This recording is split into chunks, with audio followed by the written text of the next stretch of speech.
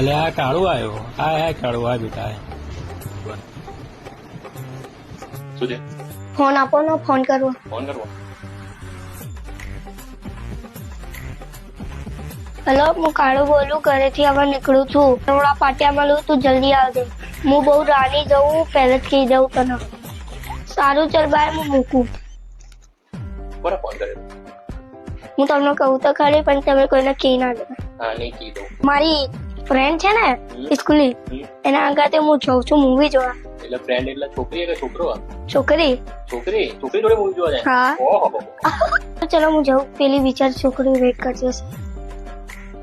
ભલે હું તો નંબર ડિલીટ કરવાનું તો ભૂલી જ ગયો. હા, મુકેશ કાકા.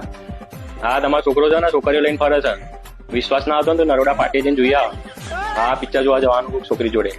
હા હા હા, ફટકારજો, બરાબર ફટકારજો. હા હા હા, જોઈ આવજો. હા હા.